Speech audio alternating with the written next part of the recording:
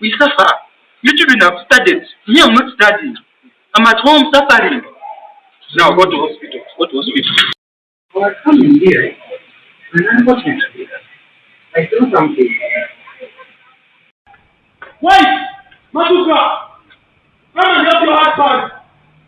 Your husband is here, guys. We urge anybody who recognizes this voice to come out and help identify the individual. We know that through a community initiative, we can easily zero on this suspect. Now, the other thing is the award or the reward. 50 million shillings cash. The moment you lead us to the suspect or you deliver him, 50 million cash. We suffer. You children have studied. Me, I'm not studying. I'm at home suffering. Now go to hospital. Go to hospital. Well, I come in here, and unfortunately, I saw something. Wait! Matuka! Come and help your husband. Your husband is here, guys. If we had any additional voice, we would play it. But that is precisely what we, in our preliminary investigations, we have found necessary to share with the public so that we get public feedback and participation in the apprehension of the suspect. We suffer. You children have studied. Me, I'm not studying. I'm at home suffering. Now go to hospital. Go to hospital. Well, I come in here, and unfortunately, I saw something. Wait! Matuka! Come and help your husband. Your husband is here, guys. Brother wange ye ne sister wange babadde babakolera sawa zino bali munda babadde babakutte okwongera okunoonyereza naye bo tebanaba kubalaga mutemu kubala n'omutemu tebanaba mutegeera bulungi kuba bo bali munda tebalina kye baabalaze. Muzeeyi ye twamusanga nga ali wano wansi naye ye yali agezaako ndowooza okufuluma okuggulawo wano eno okusinziira olw'ensonga nti ku geeti twasangako ebisumuluzo nga biriko n'omusaayi naye ndowoozayo obulamu bwabwe bwe bwakoma. Kamera zasobodde okulaba omutemu ng'ayingira naye teyayiise mu geeti. Omusimu yabuukidde ku muti guli wali emabega wansi wali ku muti gwa kedo kwe yabuukidde n'ayingira n'ajja n'ayita waggulu bwati ku mabaati n'afuna akadinisa kaasala ke yayingiriddemu ennyumba kuba wabadde wasibe. Bwe baamala okuzimba ennyumba eno, ennyumba eno yazimbibwa mu myezi ng'ebiri gyokka neggwa ne bagiyingira era we bagiyingira bajja ne banneeyanjulira nga bwe bali bannannyini wano. Ne mbagamba mbadde ndaba poloti eyo buli lunaku okumala ebbanga. Poloti eno emazeewo emyaka egisukka 3 nga teri developed naye ng'abagikuuma bagamba nti erina bannannyini yo babeera bweru. Bwe bazze ne bazimba ennyumba yaabwe ne bagamba nti bakomyewo ewaka. He's asking about any additional information about the NRM primaries. First and foremost, the most critical details I gave them on the night after the conclusion of the elections. But of course, a number of activities have been going on. And I guess the NRM party has been keeping you abreast with other details about the election. But from the perspective and side of police, the last time I met media, I told you that earlier we had made some arrests because there were some activities which warranted security to take some action, much as to some good extent we managed to deliver the security agenda. There were some few anomalies here and there which attracted the police, leading to arrests. We previously had arrested 90.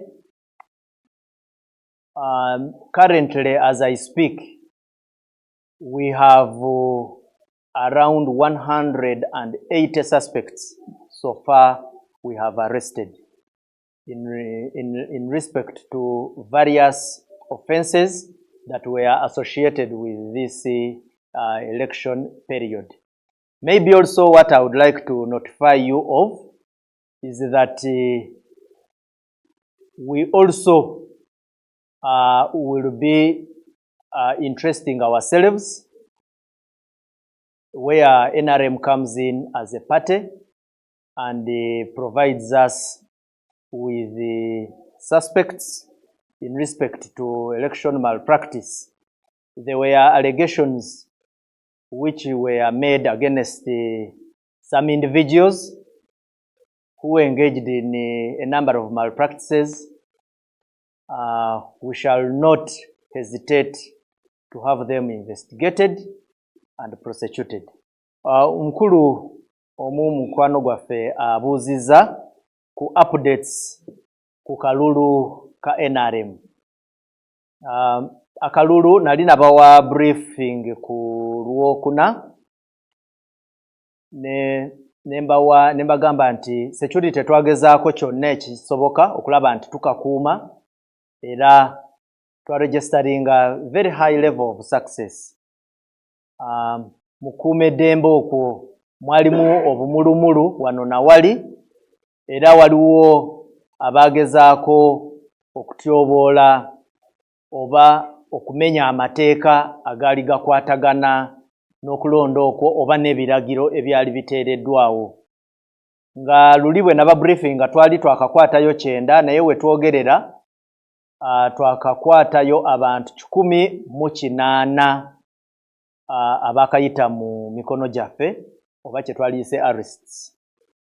Ngate maybe ekyenjagala okwongerezaako is that nga tukolegana wamu n'ekitongole oba ekibiina ekya NRM, mulimu obumulumulu ku bantu abayenyigira mu election malpractice, nga era okunoonyereza tujja kukola, nyinza n'ogamba awamu tutandise, ng'era abo bonna abenyigira mu kubba, mu kukola effujjo n'okutamparinga n'ebintu ebyali bikwatagana n'okulonda, nti etteeka lijja kubakwatako. Amanya nze Nsuuga Mustafa, nkola ne Alihira Holdings Uganda Limited.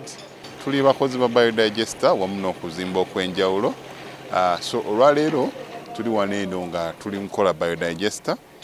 Ekyenjawulo ekiriwo nti yo eri mu basement wakati, okusinziira nga bulijjo abantu mukiraba nti eno parking lot. So eri wansi eri parking lot eri mu basement. Leero tukoze size y'abantu 5 ng'era erina capacity okusavinga ekizimbe kino kyonna nga wekinaabeera. Wano eno ng'era emigaso gya bulijjo gya biodigester tebagenda kunuunamu. Atwetaaze ku namba z'essimu 07017669992 ne MTN 0789224230. Enamba ezo zonna kweziri ku WhatsApp. Airbnb home ge maka gapangisibwa nga galimu buli kimu, ojja nango ezo zokka, gasangibwa Namugongo kumpi n'ekiggwa ky'abajulizi, oluguudo lwa Kolansi paka ku gate. Galina sitting room enteeketeeke obulungi, dining, effumbiro kw'ossa n'ebisenge 3 okuli ne master bedroom. Waliwo wifi, CCTV kamera ziraba ebweru ne munda. Ku kisenge waggulu kuliko amasannyalaze okwetangira ababbi. Inverter etereka amasannyalaze ne gatavaako. Garden nnungi, parking nnungi, gate ya remote. Ekifo kino kyakolmodatinga abantu okuviira ddala ku muntu omu, couple, family, nammwe abategese bu party obwenjawulo. Kuba ku namba z'essimu eziri wansi awo